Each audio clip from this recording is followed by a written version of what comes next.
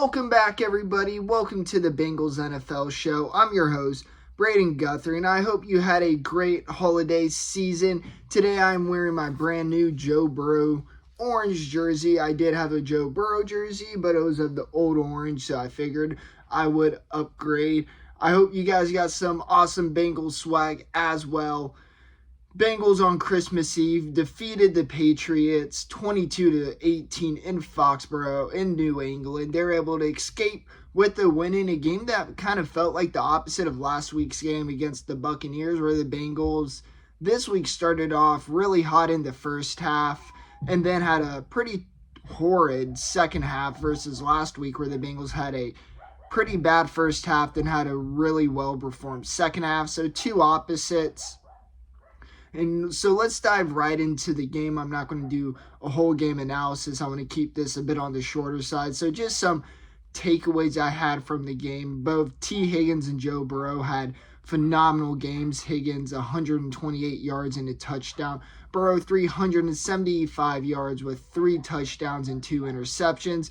Both interceptions can be argued were not his fault. The first one definitely wasn't, when it was Tyler Boyd stopped on his route that led to an easy interception. In the second one, there was a clear miscommunication between Chase and Burrow. Looked like Burrow audibled the call. Chase did not get the cue. So when Burrow ran the route, Chase was not there, and it was an easy pick six. And that was also the turning point in the game, what sparked the Patriots' momentum, gave their offense some life. And, speaking of Chase, he had a really rough day. He had a big drop, and obviously he had the fumble that led to the Patriots' almost game-winning drive. Obviously, Von Bell, who we'll talk about here in a minute, really bailed the Bengals out. But it was definitely not Chase's best game. Higgins definitely performed like the best receiver on the field today. The Bengals and Burrow doing a great job of utilizing the advantage Higgins had over a 5'8" defensive back.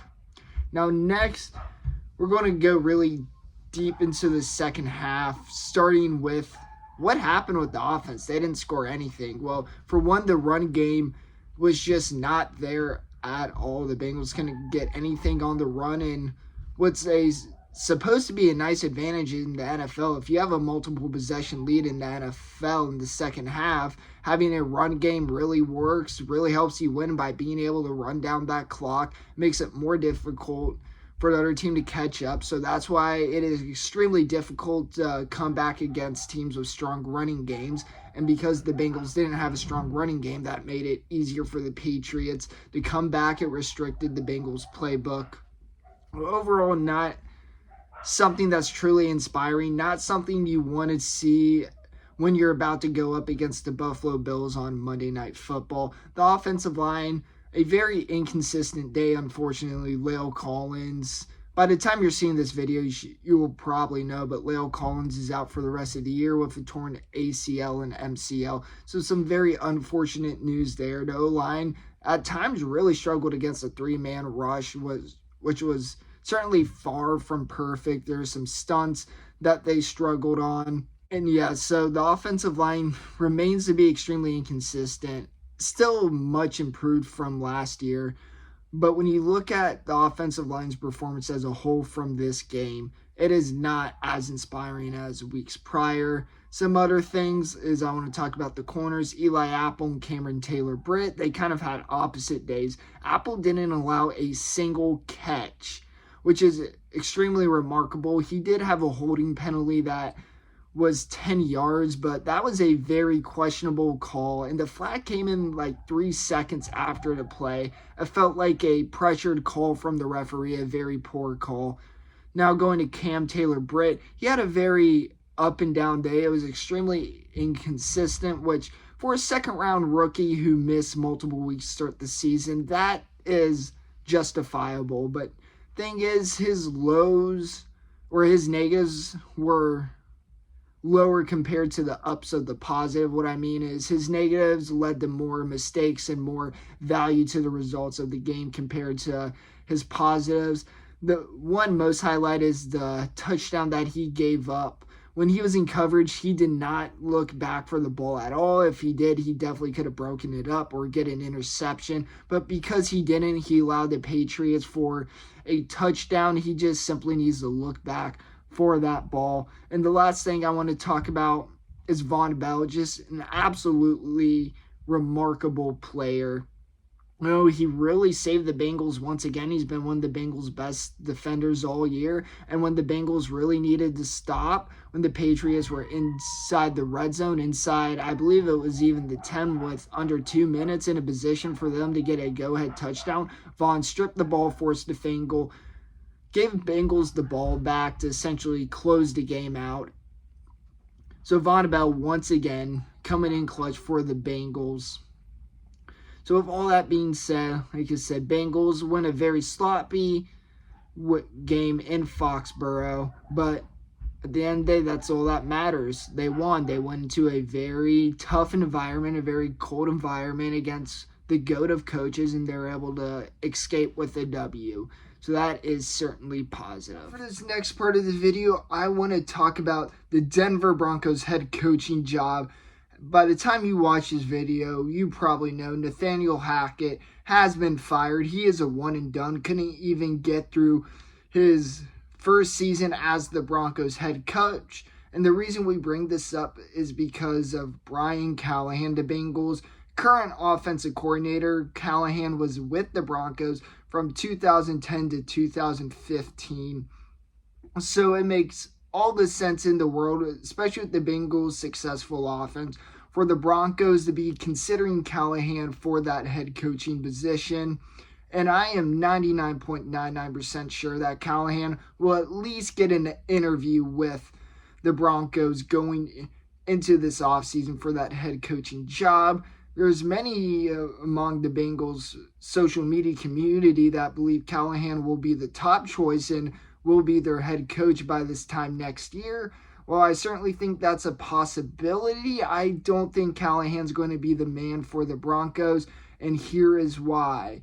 Now, as you see on the screen, the last four, or I guess five if you include Hackett, Broncos head coach have been John Fox, a defensive-minded coach, Gary Kubiak, an offensive-minded coach, but kind of an outlier here. We'll talk about that. Vance Joseph, a defensive-minded coach. Vic Fangio from 2018 to 2021, their most recent before Hackett, was a defensive-minded coach. And obviously Hackett is offensive-minded.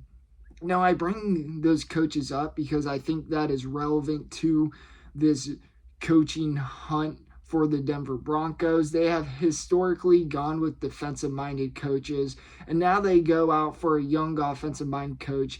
They trade for Russell Wilson. They give him the keys, and it just blows up in their face. Do they really want to go with another young-minded coach? And this time, a young-minded offensive coach who hasn't even called plays in the NFL. He's obviously been very successful in Cincinnati, as we all know. But so for the Broncos, they historically go defense. They bring in a young offensive guy, and it blows up. So it feels like them choosing to go with Callahan would them kind of repeating their last behavior. Now, obviously, that doesn't mean it would lead to failure. I think Callahan, whether if it's now or in the future, would make a great head coach. Obviously, this was on Hackett. Not all coaches are Hackett. Only Hackett is Hackett. But as I'm sure you're getting my point, that Broncos went out of their normal path. They tried the young offensive mind. It blew up in their face. So I just have a hard time visualizing the Broncos for a second straight off-season, going for that young offensive-minded coach. I think they're going to go for a defensive-minded coach as their history success. I think, if anything, it would be more likely they hire Lou Anarumo than Brian Callahan. Now, do I think that happens? Probably not, but the point being is, despite the history between Callahan and the Broncos, with all the recent results in the NFL, I just don't think the Broncos are going to be looking. Well, they'll certainly get the interviews. Like I said, Callahan's going to be an interview. But when you look at the top of their list, I doubt it's going to be a young offensive coach. I think they're going to be looking for an established defensive coordinator. So who knows? Maybe in a month and a half times, I'm very wrong. Callahan or maybe another young offensive-minded coaches has the job. Now, that being said, I still could see the Broncos hiring an offensive-minded coach, but wouldn't be someone like Hackett or like Callahan. It would be a more well-established coach in the NFL. But yeah, I just wanted to bring that up because there is a lot of conversation about Callahan going to the Broncos. I just want to give my insight to why I don't think that's necessarily going to happen.